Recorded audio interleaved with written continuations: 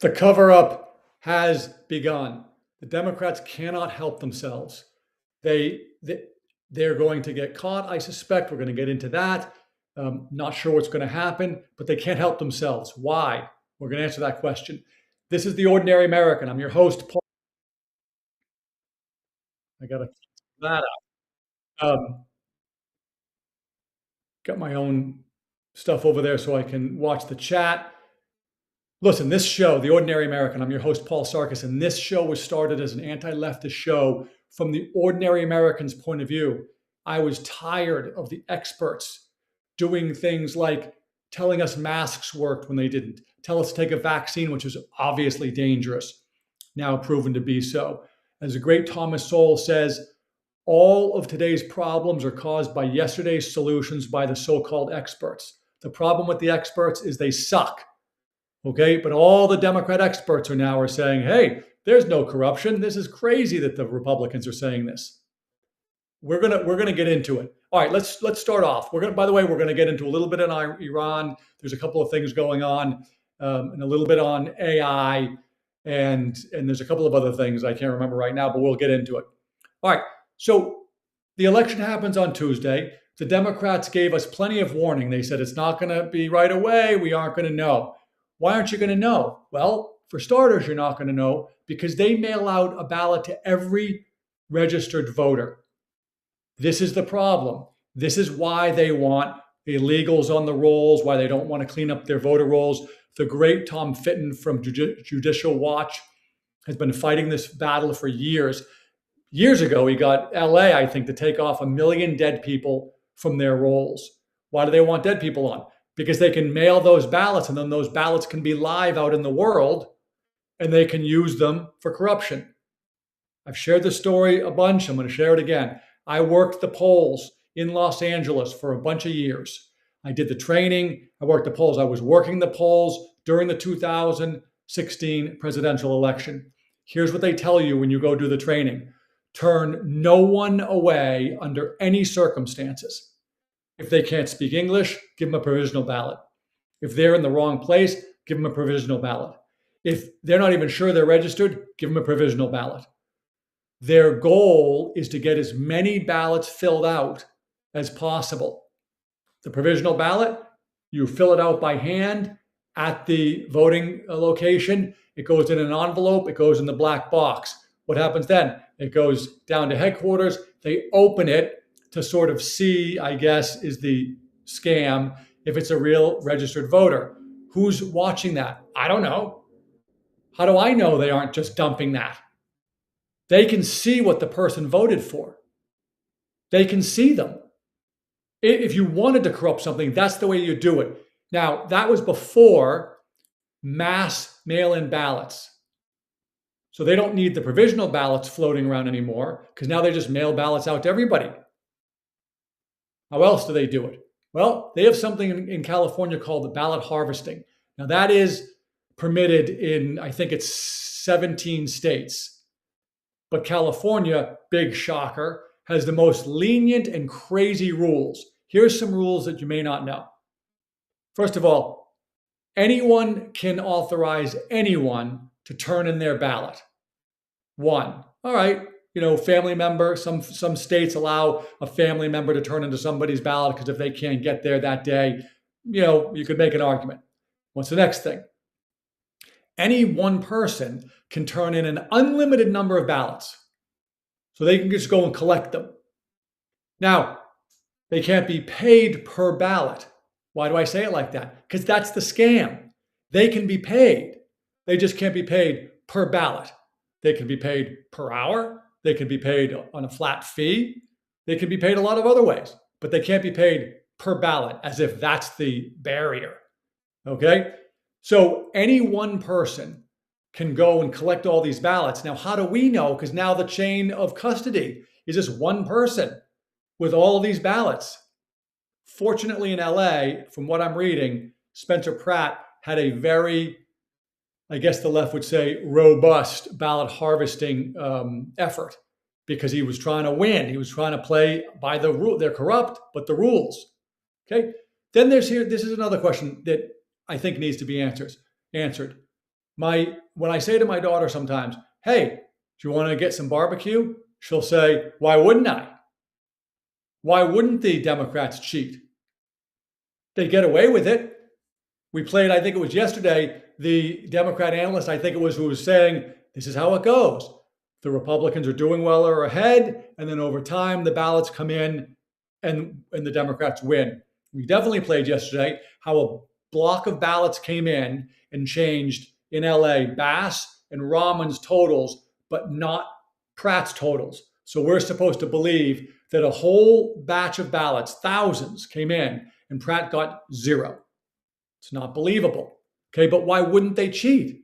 They can get away with it. That's why they do it, because they can get away with it. Why is another reason? Because they're losing. What do I mean by losing? They know what we don't know. They know how much they rely on our stolen money and stolen elections. Okay? They know these things. They know they can't win if they don't cheat. They know that if they cheat, they'll get away with it and they'll keep power. Go back a bunch of episodes. The only moral imperative to the Democrats is power. That's it. James Carville says it. He says it in many different ways. One way he says it, I think it was with the title of one of our episodes, don't talk about it, don't run on it, just get in and implement it. Leftism. They lie, okay? They can't help themselves. Power is the only moral imperative. So why wouldn't they cheat? They know if they don't cheat, they can't win, even in California. Yesterday I said the good news is that one of the things California is showing us is that it's no longer an exclusively blue state, which means that for 2028, Democrats are likely going to have to spend money. If there is a Republican in Sacramento and a Republican in LA, they're going to have to spend way more money. Why? Because in those two offices, they'll be exposing the corruption and they'll be removing the corruption, which the Democrats know means then they're not going to be able to win. What gets lost in this, and I put this up, I tried to find it before the show and I couldn't find it, but I'll find it another day.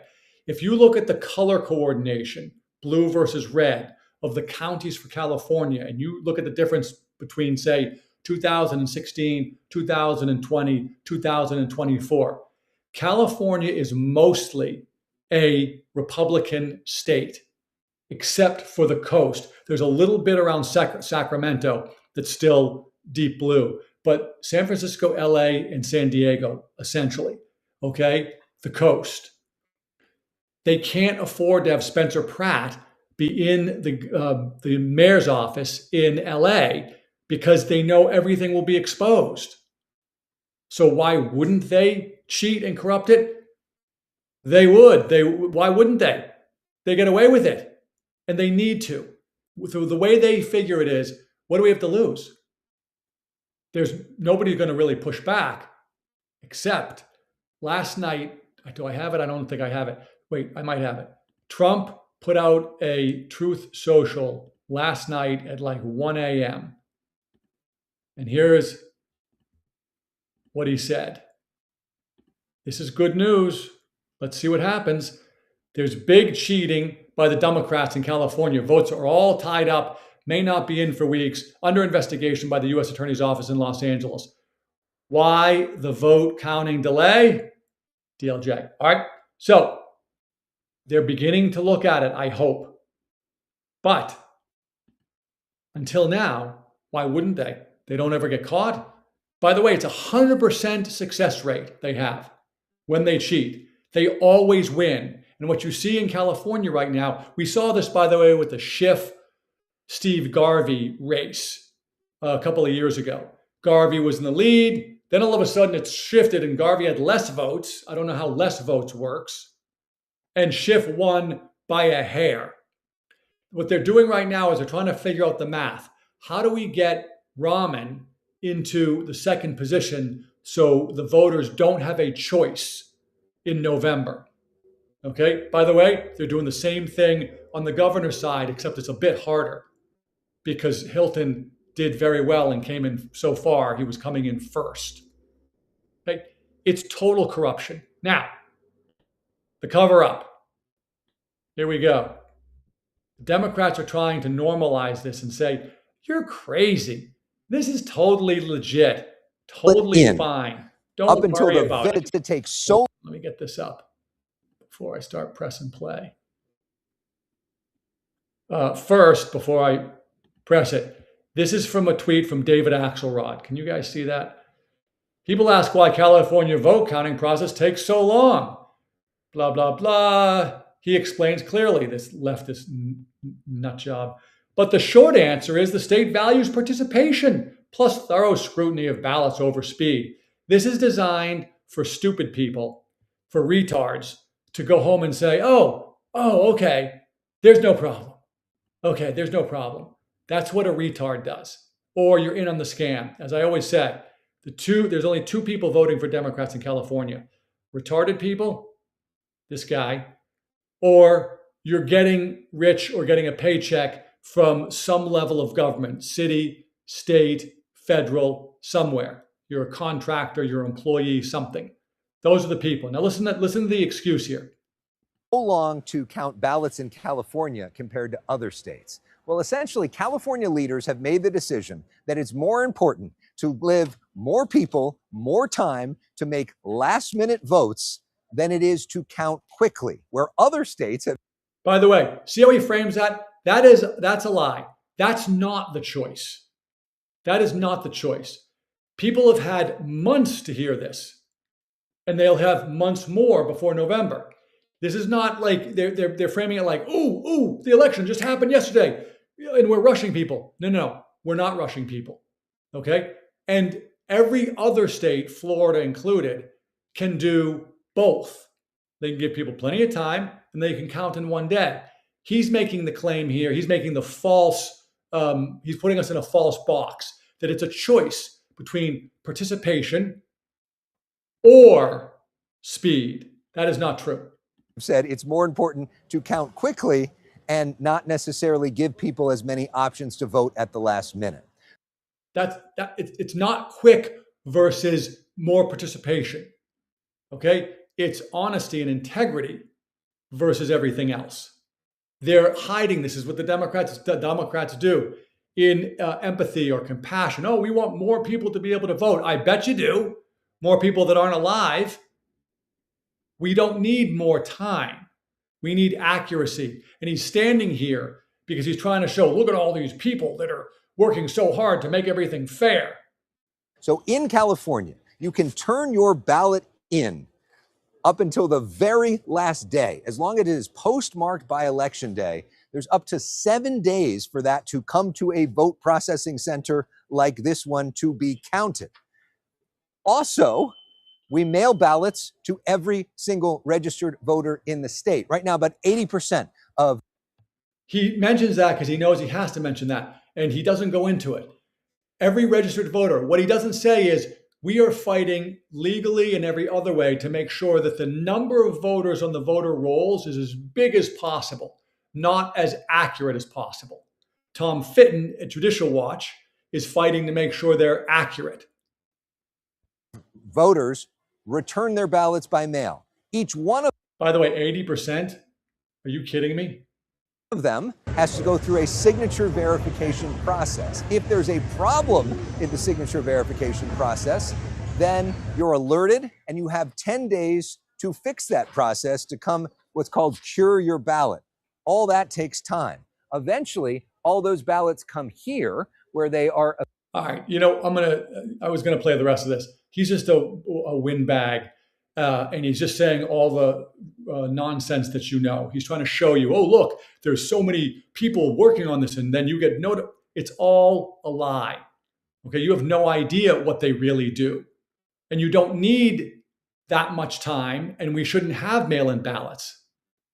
Florida doesn't have a problem. All right, I'm going to move on. By the way, that Axelrod, if you don't know who Axelrod is, he's Obama's guy. His face is essentially surgically attached to the rear hindquarter of Obama. That's who that is. So he is speaking for Obama. They're Muppets, okay? And he's putting out the word. Now, all you Democrats out there, make sure you say this line, and then you can see this. I have a whole bunch of other, X posts that you can see other people spouting this same nonsense. It just takes time to count. We don't have any. Not sure I'll ever get used to how casually powerful people baselessly seed suspicion about elections like this. Call California ridiculously slow by all means, but this goes way beyond that. And what DeSantis is saying is, hey, we do it on time. You see what they do? They're trying to say, hey, we're reasonable. Yeah, it's a little slow, but it's slow because we're trying to be good. And then you got, obviously, mainstream media. You got ABC, the local affiliate. Here they're doing the same nonsense. Where it takes three things for me to get that up. Okay. President Donald Trump, without evidence,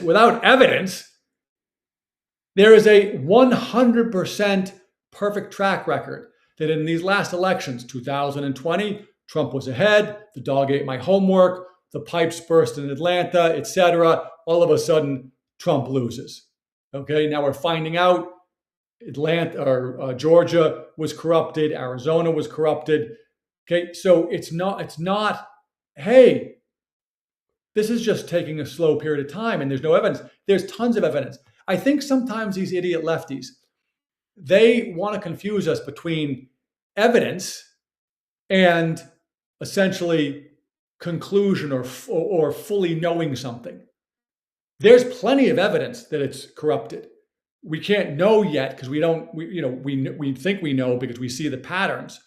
But it's sort of like they give this example in jury situations for reasonable doubt. If I'm in the subway and I haven't been up top in a while and everybody's coming down wet and with umbrellas, you don't know that it's raining up top because you're not up top, but you can assume that it's raining.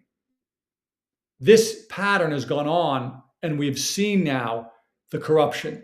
We're going to get into the New York Times here in a second. We're going to go through an article where they published this in 2012. Go back to the left. Power is the only moral imperative. Back in 2012, they had a very different point of view of mail-in ballots. Okay, we're going to get that. Wait, is there one more of these I wanted to show? Breaking. Oh yeah, this is on the topic, a little bit different, but this is the problem. This is the problem. We got a judge in New Hampshire. Breaking. Liberal federal judge has unilaterally nullified a New Hampshire law requiring proof of U.S. citizenship to vote. Judge Samantha Elliott struck down the 2024 law passed by elected officials, ruling that first-time voters no longer need to show a birth certificate, passport, and other proof. Her reasoning, New Hampshire's interest in election integrity cannot justify the burden on voters because the voter fraud is rare. That is not true. This is one of the strictest laws. This is the same as the Save America Act, which we need. Okay, now where is it? Here it is. I want to put this up. We're going to get to that New York Times article in a second. But this was Trump's tweet not that long ago. I want to say within half an hour. Okay, or not tweet, X post. The Save America Act. All voters must show photo ID. All voters must show proof of citizenship. No mail-in ballots except for illness, disability, military, or travel. No men and women's sports. No transgender mutilization surgery for our children. All right. By the way, obviously, all important things. Why no mail-in ballots? Because when you mass mail-in ballots, the ballots are out there. Another thing you learn when you're working the polls is that the ballot is like money. Okay, once it's out, sometimes you tear the ballots off of this pad and you give it to the in-person voter when they're on the list, and they go and they vote and then they put it in the machine. There's occasions where you do this tearing and it tears the ballot so they can't be used. You have to keep a record of that because they have to know how many ballots are out there. Because if they were worried about it being legitimate, they don't want those floating around. If you can just mail ballots to anyone, that doesn't matter.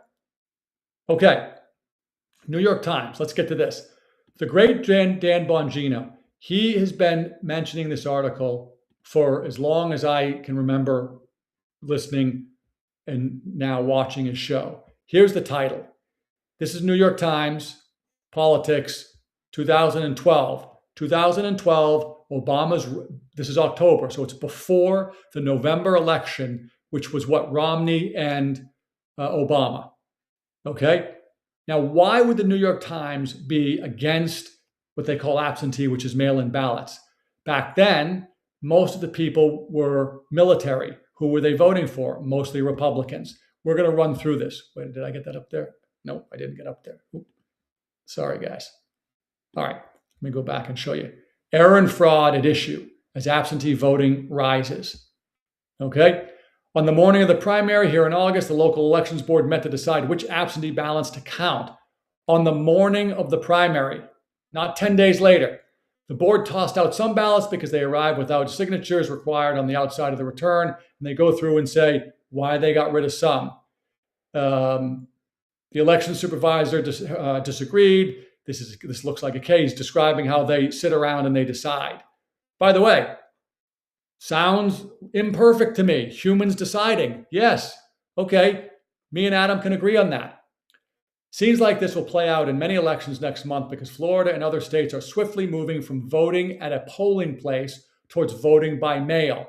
In the last general election in Florida, 2010, 23% of voters cast absentee ballots. Did you hear that California stat? 80%? Up from 15% in the midterms. Okay? Now, let's keep going. Where is this? The more people you force to vote by mail, Mr. Sancho said, the more invalid ballots you will generate. Election experts say the challenges created by mailed ballots could well affect outcomes this fall and beyond. You don't say. Okay? In 2008, 18% of the votes in the 9 states likely to decide this year's presidential election were cast by mail. That number will almost certainly rise this year, and voters in 2/3 of the states have already begun casting absentee ballots. In 4 Western states, voting by mail is the exclusive or dominant way to cast a vote. They don't like this. Let's see, there was something else in here. The right to have one's vote counted is as important as the act of voting itself. We agree. Okay? Then they go through and they say, Justice Paul, this guy from Minnesota, the Minnesota Supreme Court wrote, while considering disputed absentee ballots in the 2008 Senate election between Al Franken and Norm Eisen, I think it was just, I think if I remember correctly, it was settled by like 300 votes. I can't see where that is. Anyways, all right. Here's what I want to go to. Wait, here we go. There's a bipartisan consensus that voting by mail, whatever its impact, is more easily abused than other forms. In 2005, a report signed by President Jimmy Carter and James A. Baker III, who served as Secretary of State under the first George Bush president, the Commission on Federal Election Reform concluded, absentee ballots remain the largest source of potential voter fraud. We already know this. So when these idiots like Axelrod and other people are trying to tell us that there's no evidence, heck yeah, there's evidence. We have a commission that was headed by Jimmy Carter that said absentee ballots remain the largest source of potential voter fraud. Okay? So why would we keep doing it? Because they want it. Here's the New York Times. Fraud easier via mail. Election administrators have a shorthand name for central weakness of voting by mail. They call it granny farming. You see, the New York Times, when they wanted to get rid of mail-in ballots, it's all negative. Granny farming. It makes it sound bad. The problem, Murray A. Greenberg, former county attorney in Miami, is really with the collection of absentee ballots at the senior citizen centers. Oh, excuse me, ballot harvesting? They don't care when they want the power and they think the mail-in ballots are going to hurt them. Today, they think mail-in ballots help them, which it does, so they don't care. Okay? This is, by the way, exactly what California legalized, ballot harvesting. they called it granny farming out there. Nowadays, they call it something like, equal access to voting or some nonsense. Okay. And I think there's a little bit more clarity brings better results, but you get the gist. That is the New York Times. Obviously, corruption. We obviously cannot have a legitimate government when we don't have legitimate elections at any level. Okay? Trump is trying to fix this. John Thune, traitor that he is holding it up in the Senate. I'm not going to go into it today, but if the Senate Majority Leader wants a bill to pass, it gets passed. If the Speaker wants a bill to pass, it gets passed. Okay? They have tons of carrots and sticks to use that have nothing to do with the bill. Office space, committee assignments, staffing, fundraising, being primaried or not. There's a million things that they can do. Jobs for other people related to you, things they can do for your district. There's a million ways they whip the vote. Okay? If Thune wanted it, it would pass. Okay? Now, not the last thing, but maybe the second last thing. I'm not going to bring it up, but the prediction markets. The prediction markets flipped from Spencer Pratt was doing well and he's going to make it to now it's like set. Last time I checked, 71%, maybe even a little bit more, think that Rahman is going to overtake him. What does that tell us? Everybody thinks there's corruption. That's what that says. That's everybody's acknowledging, oh yeah, same pattern. He's ahead right now in second place, and now she's going to overtake him. It's this open secret. I said this the other day. Solzhenitsyn said, and Jordan Peterson has talked about this a lot. The big problem from a human standpoint that allowed the left to sink their teeth into society and take it over, certainly the Iron Curtain in the Soviet Union, was that not enough people spoke up. If everybody speaks up, it's harder for them to take hold. But when everybody goes along with the lie, this is one of those cases. This is a lie. There's obvious corruption. We're going to see how it plays out. All right? I mean, you know my position. I think Pratt was probably going to win. I think Hilton will win. If you took out Bianco, it's hard not to see that he must have had some kind of a deal with Democrats to stay in that race. Okay? We'll talk about more specifics about California another day. This affects the whole country, and it's the same thing that's going on with the Save America Act. The Supreme Court is about to rule, or they've already ruled, and they're about to announce their ruling on this counting ballots long after the day of the election day. I think they're going to come down and say, you can't do that. It's going to be too late, but maybe there's a way to get that in here. Trump also did an executive order a while ago where he's trying to make, from my read of it, ordinary American read, non-expert. I love my God, my country, and my family, and my beautiful flag. I am not an expert on purpose, okay? I'll make up my own mind. What he's doing with the executive order is he's saying that we got to have a national list of voters for each state. And if you're going to do a mail-in, you got to match on that list. The Democrats are fighting it. Why? They don't want legitimate elections. And why don't they want a legitimate election? Because they can't win a legitimate election. Why can't they win a legitimate election? Because nobody wants leftism. Why don't they want leftism? Because we're America. We're not left. And enough people know that the left destroys every single thing that it touches.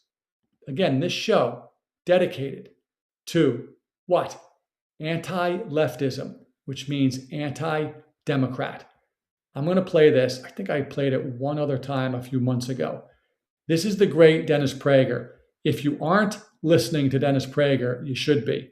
I hope he's getting better. He had a terrible accident, broke his neck. He is an unbelievable voice. He's a rabbi. He's a scholar. He's a thinker. This is his video. We're not going to play the whole thing, but in the very beginning, he talks about this idea that the left ruins everything it touches. I'm about to tell you is true.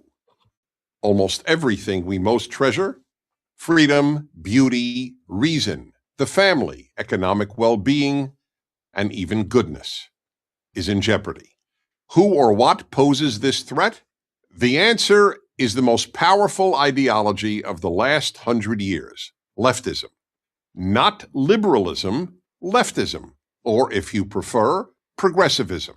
Leftism destroys everything it touches. Here are just a few examples. 1. The universities, the arts. The arts. Throughout history, the primary purpose. Literature. The English. In America, late-night television shows, religion. The left has ruined much of mainstream Protestantism and Catholicism and non-Orthodox Judaism, which are now little more than left-wing organizations. Yep. If there was anything virtually every American considered a bedrock value, it was freedom of speech. Yet the left is destroying even this unique American achievement. Almost half of America's young people say they believe in free speech, but not for hate speech. Yet the whole point of free speech is that it allows people to express any political or social position, including what any one of us considers hate speech. And hate speech now means... It means whatever the left wants it to mean, is what he's about to say. All right? Anti-leftism. Left. We've got to eradicate it from society. Young people who are anybody who's attracted to leftism, if you're an honest broker, you are right. The system's corrupted. It doesn't work for you, especially you young people. Healthcare is too expensive. Homes are too expensive. All of these things are true. You're wrong about the why. You're listening to Bernie Sanders and AOC. These people are using you to enrich themselves. Bernie Sanders has been squawking like a teenage girl, not being invited to the prom for decades as he's enriched himself. He flies on private jets. You can look this up. He is not a man of the people. He's a rich oligarch ruler. And you've been tricked. The way out is Trump. You may not like that, but he is the first guy who's been here for the ordinary American. You have been told that's not true. You need to wake up. That is true.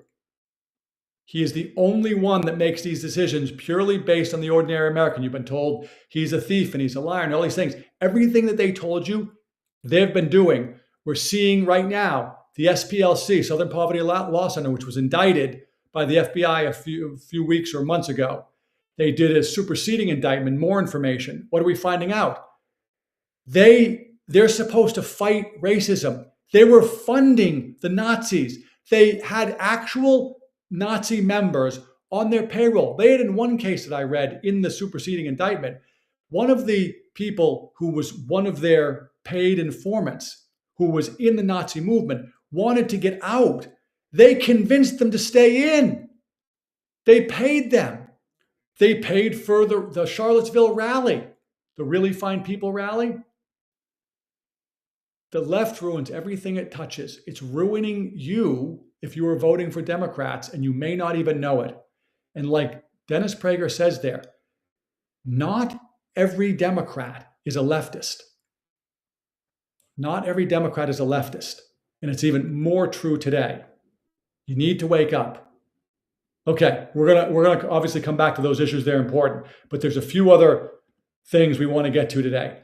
AI is one of them. There's a couple of things I don't really have. No, I don't have that. I don't have the Truth Social, but over in Iran, the great Ned has said for a very long time, you cannot trust the Iranians. They will lie, cheat, and steal. Sounds like the Democrats. But that we do need to remove them. So Trump, can you imagine the frustration dealing with this negotiation? They don't even know who's alive or who's dead. I don't know what their communication ability, just the mechanics of their communication infrastructure is right now. He's trying to resolve issues all over the Middle East. So Hezbollah just earlier today said, we reject the ceasefire. We're not going to do it. So I suspect it's going to get worse there. And I suspect Israel is off the leash. And I suspect Hezbollah is going to find out that the ceasefire was probably a better option. Iran, they're still negotiating. We're trying to figure out what kind of a deal. Obviously, no nukes is the is the baseline. I just can't imagine the frustration. I'd love to be in that room and see what's going on. But Trump sent out a note to the Iranian people, basically saying, we Americans see you Iranian people as awesome, people seeking their freedom, 90 million strong. I don't think he exactly said rise up, but he's trying to let the Iranian people know that we Americans aren't against them, we're against the IRGC. I suspect they don't really know who's still alive. But the great Ned tells me that they do need to and probably will get rid of the entire regime, and we'll see some transitioning at some point. I have seen in my local market a decrease in the gas prices. Okay, that's because of what we thought was going to be an imminent sort of ceasefire MOU. I don't know what will happen now. But why I bring that up is because when we do get a real resolution, I suspect that these things are going to correct quickly. In the meantime, we're selling more and exporting more gas and oil than we ever have, establishing relationships, filling the profit coffers of our companies. That's a good thing. Likewise, over in the Middle East, what's this doing? It's waking everybody up. What do I mean? You're now seeing a reorienting towards pipelines that can avoid the Straits of Hormuz. Why? Because we're seeing that the Straits of Hormuz is a real problem. It can bog up things. So in the end, this is probably a very good thing, although it's frustrating. But nobody else has been able to get us this far. Trump will get us this far. And even Condi Rice, who is no Trump supporter, wrote an article in the Wall Street Journal, and she basically said, whatever you want to say about anything, the Iranians are not doing well. The IRGC is not winning. They've been devastated and they're done. It's just a question of getting it over the goal line. I'm paraphrasing, and pardon me if I didn't include everything that she said, but I'm pointing out that a non-Trump supporter is coming out and saying, this will be better for the world when we get it through. All right, so things are going on great. Now, a topic I've wanted to get to for a while, and the great Professor St. Ange, came up with a great video yesterday. So I tried to get it yesterday, but it was too much going on. So we're going to do it today. What's this topic? This topic is AI. AI is getting a lot of attention for good reason, for super good reasons, super important, driving the S&P and the Dow and the NASDAQ up to crazy heights. But what he points out, and I'm going to play some of it, but not all of it, is that young people are afraid of AI, and they think it's costing them jobs, and in many ways that it is. However, what he also points out is that the massive job losses driven by AI haven't really arrived on the macro scene yet, and that the opposite is happening. AI is driving employment. Why? Because once, I think he says this, but this could just be the ordinary American's take. Once AI is becoming something that the ordinary American can do, we don't have to be coders. It takes software, which had traditionally been something that you would start a company to do, and that would take huge investment and years and infrastructure and people, and you'd build a product and you'd ship it out to companies who would buy it. Then it went to the cloud, and so now I can do all the updates on cloud. I don't need if you remember, the CDs and changing out the software in a company infrastructure. Then it was on the cloud. Okay, well, now what? Now it's to the point where even a knucklehead like me who doesn't know how to code can make stuff. Okay, because I just have to know what I want to make. And AI is getting good enough that it can talk to me in regular language, and then we can make it. So if you do know how to code, now instead of doing one project, you can have AI agents doing 20, 50, 60. The great Jeff Walton from Strive, he talks about how he gets more done in a weekend than he did in 10 years in his previous career in reinsurance, because he's got AI agents doing things, iterations, changing. Okay, so what's happening is companies are now seeing that software isn't go make a contract with Salesforce, which is going to have maintenance and updates and cost me millions. Now I can hire coders to use AI, and now the software can be custom. It's so easily made and fixed and updated in real time that it's becoming, kind of like a commodity. But I want more of it then. You'll see the example that the great professor here does in a second. I'm going to start it from the beginning. Young college graduates are terrified of artificial intelligence. Americans in general are more worried about losing their job than any time in modern history, even worse than the 2008 crisis. Will we be dumpster diving for universal basic income while ChatGPT takes our job, our girl, and our pickup truck? Gallup recently found nearly 1 in 5 American workers think their job will be automated out of existence, a near record and worse than the depths of the 2008 financial crisis, when companies were slashing workers. Meanwhile, a recent speaker at University of Central Florida was all but booed off stage for praising AI, something that probably does not happen at the annual HVAC conference. The odd thing is AI has barely showed up in the numbers 13 years into the alleged Armageddon. Unemployment is better than 80% of years. According to BLS, layoffs are substantially below pre-COVID, also at a historic low. The holy grail of job danger, job quits, is in the best third of the time since 2001, yet workers are terrified worse than 2008. Interestingly, Gallup's survey found companies that do adopt AI are actually more likely to increase hires than non-adopters, implying that AI is creating jobs. Creating jobs. Productivity is going to soar. It's already beginning. We're seeing productivity increases. Companies are able to do things faster in real time at the source. I don't have to wait for my person from Salesforce or from Microsoft or whoever to come and see or send me the cloud update. I can do it. And I not only I can do it, but I can say, I want this or I want that custom.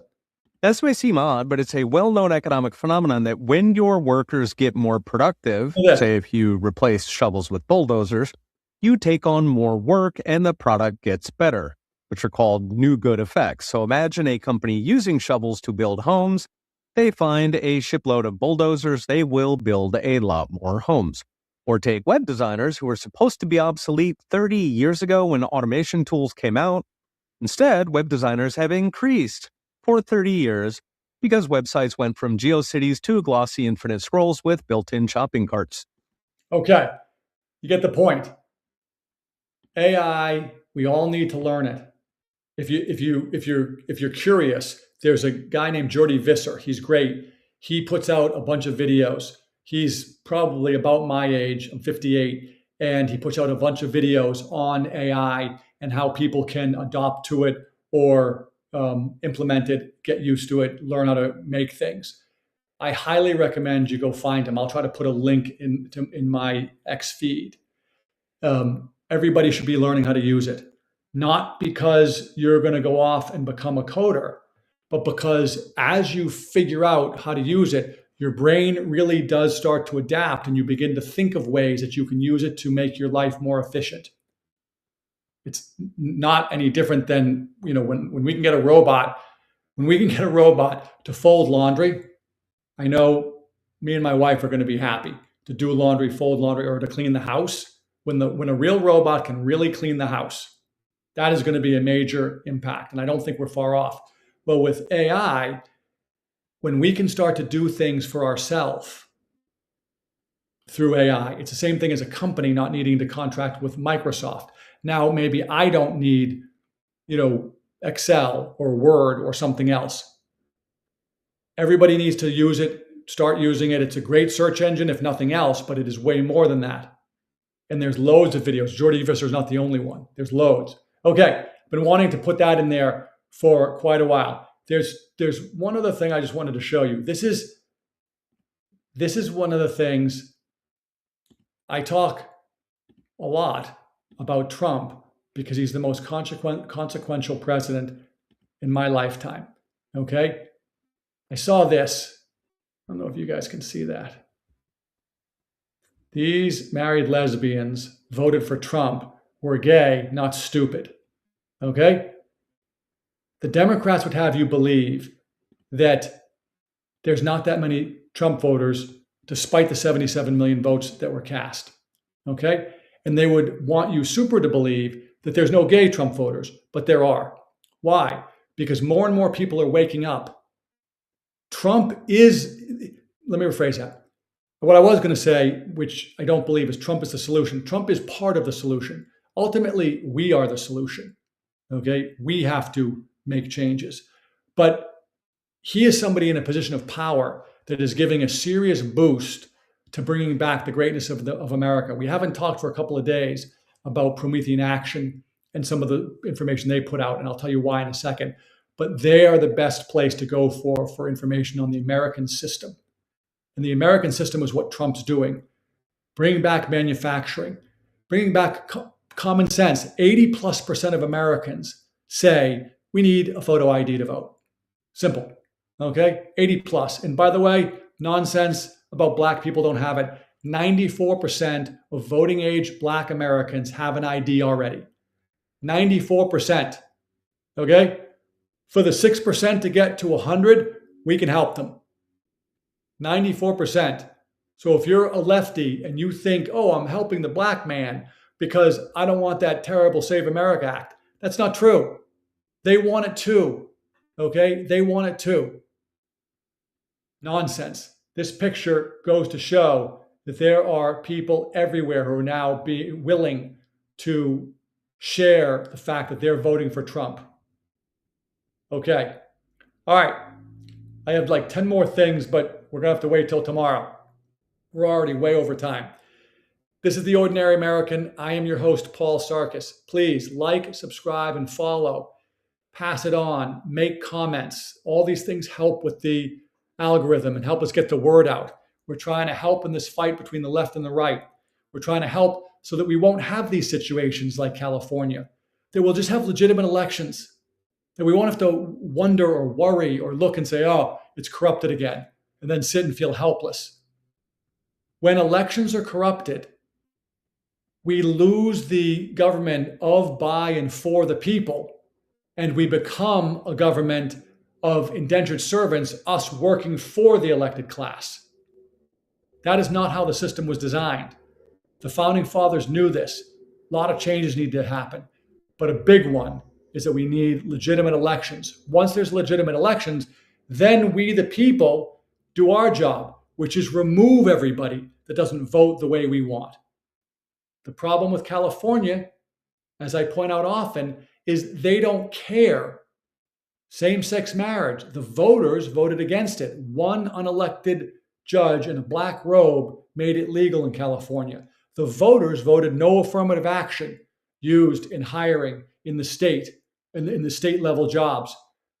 That was in the 90s, I think.